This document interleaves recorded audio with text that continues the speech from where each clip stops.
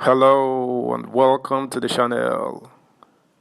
Despite the many hurdles he faced since declaring his intention to become Nigeria's president, President Bola Ahmed Tinubu has weathered all and finally sits the throne he so desperately craves. Surely, that in itself has got to mean something. They say nothing happens for a reason. There is always a grand design, a plan we do not know or see. Many Nigerians would not like to hear it, but could it be possible that God has a plan for Nigeria with President Tinubu at the helm? He has certainly used worst people in the Bible. Subscribe, like, share, and comment. Thank you. Options before Tinubu and his critics. The Friday, May 26, 2023 Supreme Court's dismissal of the appeal by the People's Democratic Party seeking the disqualification of Asiwaju Bola Tinubu in the February 25, 2023 presidential election over alleged double nomination of his vice president, Senator Kashim Shettima, essentially removed the last hurdle to his inauguration on May 29, 2023. This means in essence that those who cannot bear the thought of Tinubu and Shettima as president and vice president, respectively, will have to find a way of adjusting to the reality that they will be stuck with the duel until August this year at the earliest, when the Supreme Court is expected to rule on the challenges to the INEC declared outcome of the election. We are of course assuming that there will be no other unforeseen variable in between. Given the numerous controversies that have dogged virtually every aspect of Tinubu's life over the years, it could be argued that while the Asiwaju of Lagos has his passionate supporters, no leader in the country's political history has come to office with so much baggage as he carries. To make matters worse, he rarely directly responds to the allegations against him. Rather, he sends hordes of trolls and surrogates who sometimes offer contradictory explanations to the accusations and at other times shout down journalists who honestly demand to know the truth about those claims. That he has been able to survive the serial controversies that have dogged his name over the years should be a caution to his opponents that it will be extremely naive of anyone to underestimate him.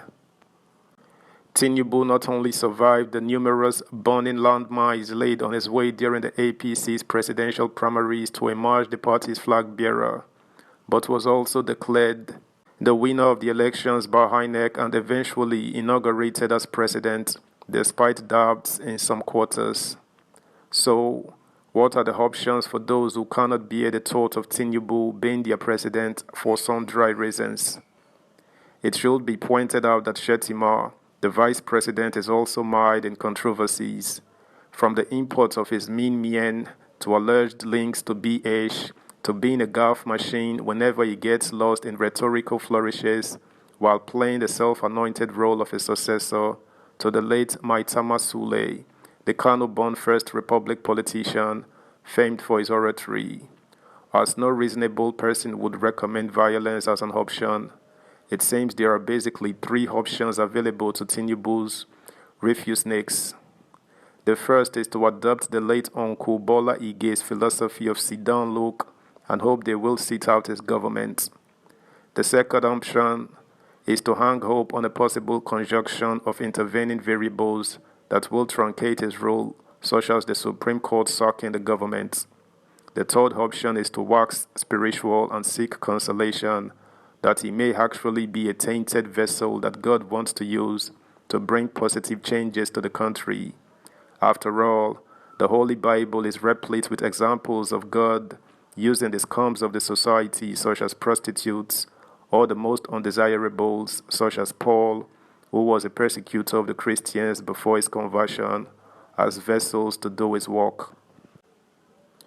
It is, however, not only from the scriptures that we find God's mercy equipping those we may regard as undesirables with the tools to do his work.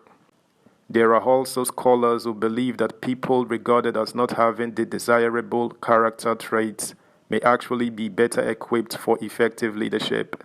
For instance, Rob Asgar, author of the book Leadership is Hell, in a November 14, 2014 article on Forbes Online titled Why Bad People Make the Best Leaders, has argued that contrary to what our intuition on leadership gurus tells us, the best leaders often come from those we call bad people.